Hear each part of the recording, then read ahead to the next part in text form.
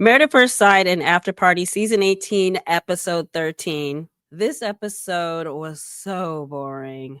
Hi, I'm Tamara, and this is Tamara Lynette Tells. This episode was difficult to sit through.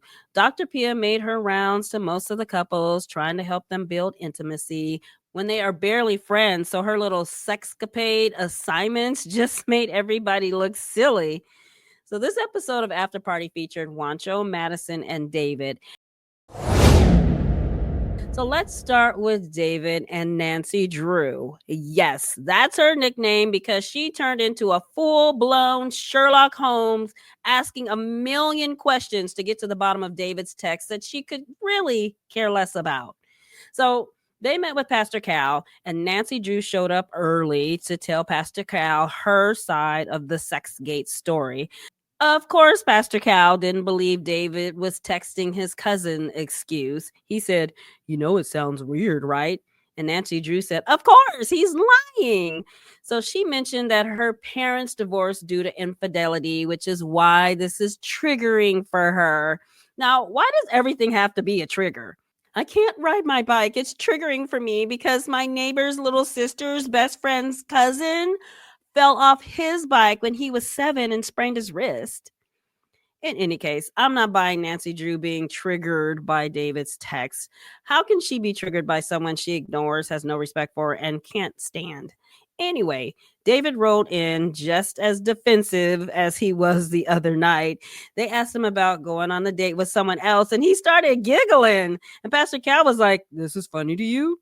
And David said, "I was laughing because the woman I went out with is in a relationship." So are you, technically. So what's so funny, Mr. Eat You Up? He stuck to his story. He was texting his cousin Denise.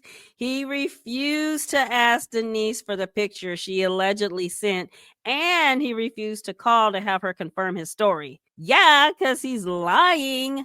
So he feebly tried to flip the tables and blame Nancy Drew for his action. She treats him so bad. He doesn't have to prove anything to her. She just needs to take his word for it. Blah, blah, blah. On Afterparty, Keisha straight up asked David the same question that Nancy Drew and Pastor Cal should have asked. Are you cheating? Now, at first, he said, no, I'm not cheating. And Keisha was like, okay. You're not cheating? No. Oh, okay. So it was obvious she wasn't buying it. So he changed his answer to, well, maybe I stepped out emotionally in regards to looking for attraction. So Keisha asked him what he was feeling while he was chatting with Nancy Drew and Pastor Cal. She just wants to know, but she could care less. So Keisha said, why not just be truthful? Because anyone can look at you and see you're not telling the truth.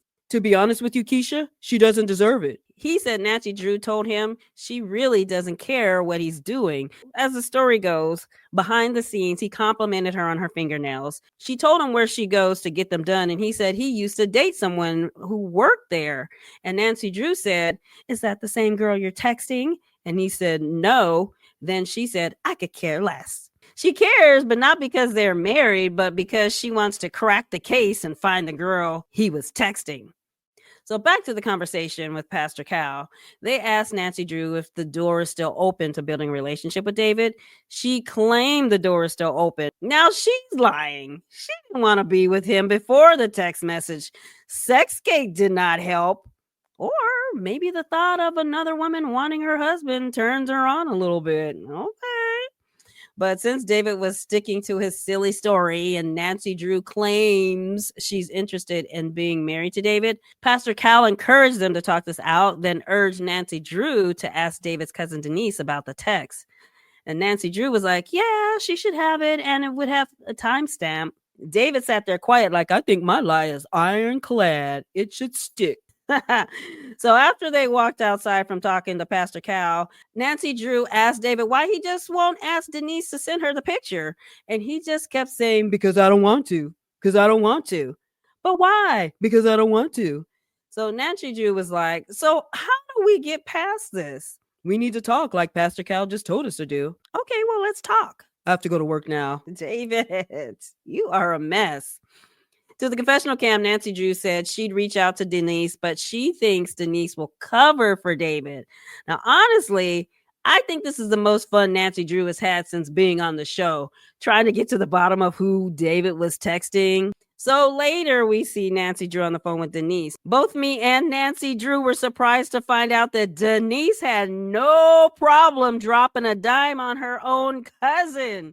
She told Nancy Drew everything. He asked me to cover for him, and at first I agreed. I was just like, no problem, I got your back, until I found out about the text. Then I refused to participate. She said this had nothing to do with me. So after she hung up, Nancy Drew said this conversation has sparked even more questions in her head. This is the most interest she's shown in anything that has to do with David. So on Afterparty, David said his cousin Denise is a woman who sticks up for other women and she doesn't take any mess from men. So she was super disappointed in him. He said Denise cussed him out. You put me in this knowing you effed up. So David said he apologized to all of the women in his family and admitted he should have been a man and owned up to the text and told Nancy Drew why he did it. I wouldn't be surprised if this was another cast like last season where they came together and decided to play games with this experiment. I can't wait for the Where Are They Now episode. Madison and Allen. So Allen trusts her and feels she won't betray his trust. And Madison said she trusts him with her feelings, but doesn't find him attractive when he drinks. So later they get home, and what's the first thing Madison does? Pours him a glass of wine. So much for not finding him attractive when he drinks. So they played a game Dr. Pia suggested called Just the Tip. They actually did a good job answering the questions, and it seemed like they were in a good space afterwards. Not like Madison was ready to hop in bed with Allen. Nothing like that, but they were just like better friends. Then Allen had to go and throw salt, spit, and apple cider vinegar on their mood. He told Madison he had a different impression of her when it comes to sex when he first met her. He couldn't think of a good word to describe it, so he said, well, it's not this word, but I can't think of a better word, so don't let it hurt your feelings. And she said, okay, I'll try. He said, I thought sex with you would be transactional. Allen, stick your foot in your mouth, Jenkins. You just called your wife a hooker. What is wrong with you? This is information you tell your friend, not your wife, boo-boo. She can't unhear that. Obviously, Madison was offended. Now, the more Allen tried to clean up what he said, the worse he made it. I was shouting at the screen, Allen, shut up. Just stop talking. So finally, he stepped out to walk his wild, bad dog. So while he was gone, the producer asked Madison how she was feeling, and she started crying because all my life I had to fight. She says she had to fight for her place in life because of people's misconceptions of her based on her looks. And she's frustrated that Allen felt that way and as her husband didn't have her back. So after Allen came back from walking his dog, they had another conversation and he again just made things worse than what they were. I just don't understand why he feels like she needs to know what he thought of her when they first met, especially since his first impression was negative, especially since he's trying to win her over. So Madison got frustrated again. So she stepped out and said she was going to call her friend. So later we see Allen talking to the camera like at 1:00 in the morning, and Madison still hasn't made it home. And Allen's feeling like the nincompoop that he should. So on Afterparty, Madison said that she called her friend, then went out with some other friends afterwards. And we didn't get home until about 2 or 3 in the morning. Keisha was like, okay, let me get this straight. You don't like the fact that Allen described you as being a party girl, so your reaction is to go out and party. How does that help the situation? Well, when you put it that way. So Madison said going to a bar and having a couple of beers with some friends isn't being a party girl in her mind. No, sitting at home watching Married at First Sight isn't being a party girl. Going out to a bar and drinking with your friends is like partying. So the confessional cam, Madison actually said she's not mad at Allen, but she's feeling frustrated and disappointed. They played that Just a Tip game, which seemed to help, and she was thinking they could take a step forward, but this is a step back. Now, I doubt she was really feeling they could take a step forward. I think she's being a little dramatic. But of course, she has every right to be insulted by her husband calling her a prostitute. Now, later, we see Allen go down to talk to Madison, and it looked like she was in a better space and was ready to express her feelings about how she's not upset anymore. She told Allen he hurt her feelings because of the word he chose. However, she wasn't mad at him. But he got defensive and he said, "You've made assumptions about me in the beginning that I'm a pushover. It hurt my feelings, but I got over it." And then he went on to say that she's more sensitive than anyone he knows. And she's like, "You're turning this on me." He claims he wasn't, but he was. It looked like all of his frustration he's been holding in for the entire season so far was coming out in this moment. I don't blame him because Madison has picked him apart. She doesn't like his sense of humor, the way he dresses, his personality, his dog, the way he chews, the way his pinky toe stares at her.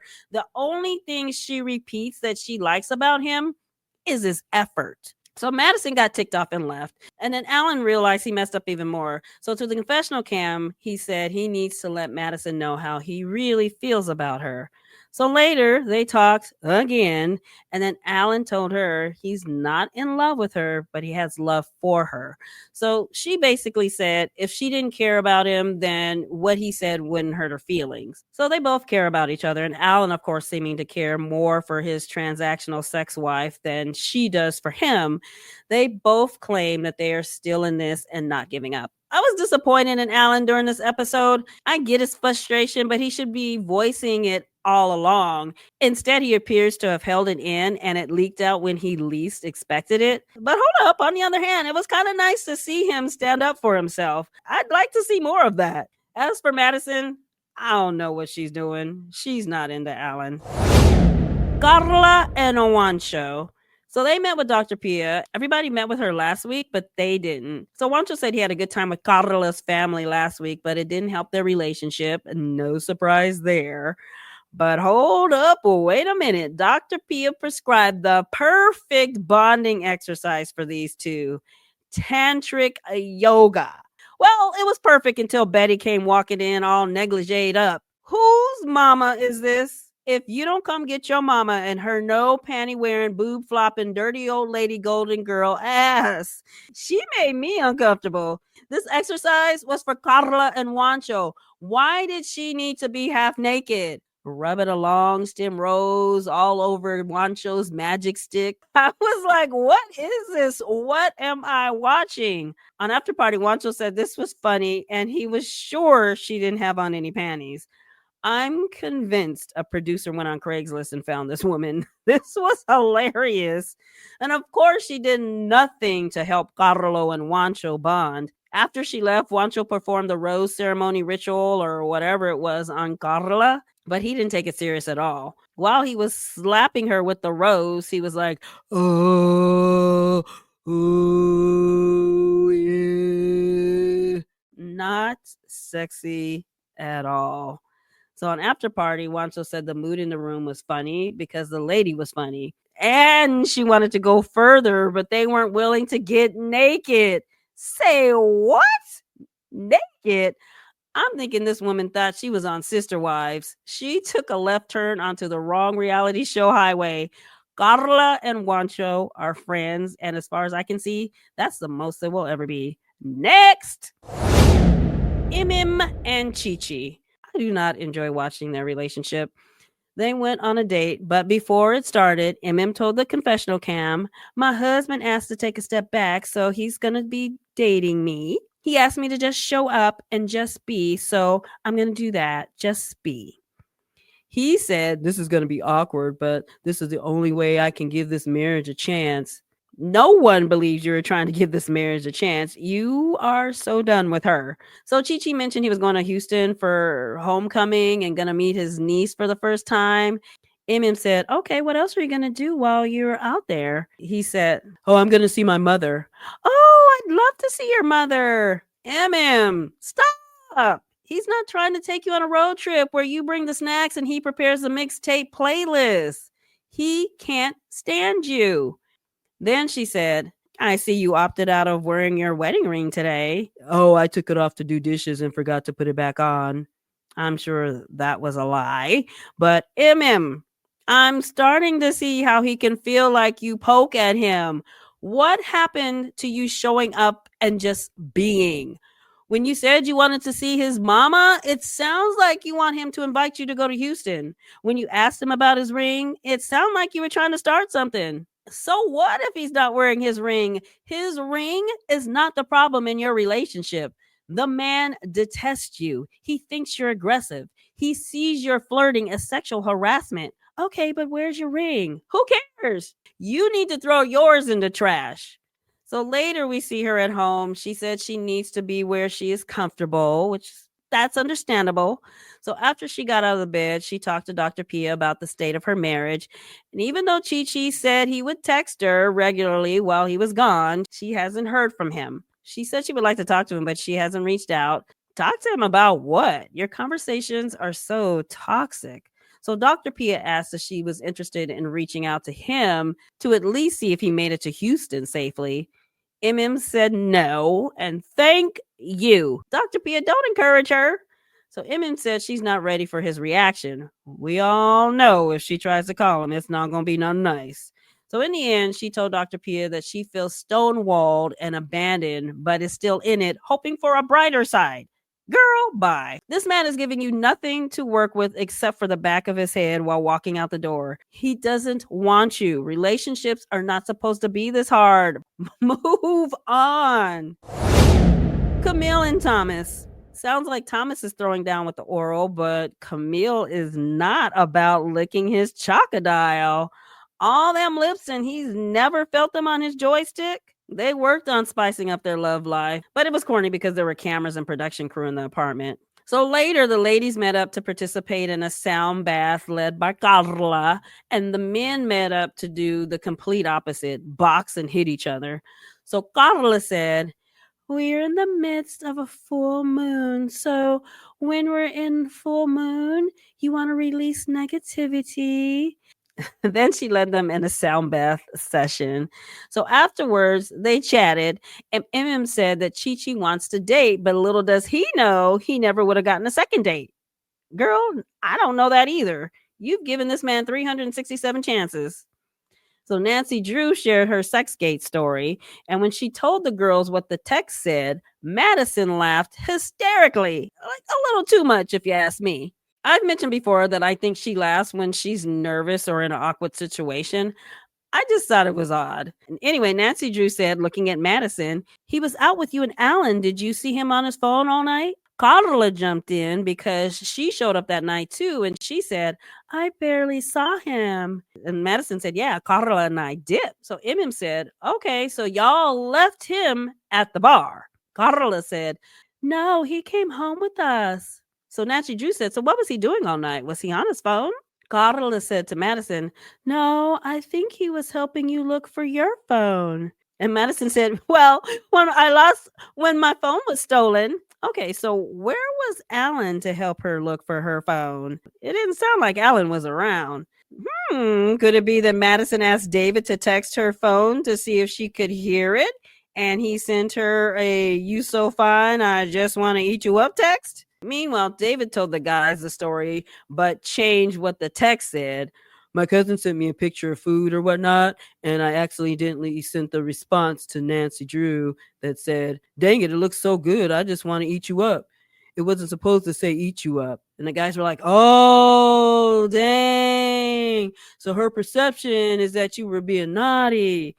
So he's now morphed this lie into him being the victim of the story. Honestly, I think David is lying so hard about that text because he's trying to protect the person he meant to send it to. He had no problem admitting he had coffee with a woman he met on Tinder, even said her name. He had no problem saying the names of all of the other women he's texted since being married. For all Nancy Drew knows, he could have been sexing with them too. She just didn't ask. So why not be honest about this one unless he's hiding something? So this upcoming episode looks like it's going to be a hot mess, and I can't wait to see why. In the meantime, that's all I have for now. Thanks for hanging out with me, and I'll see you in my next video.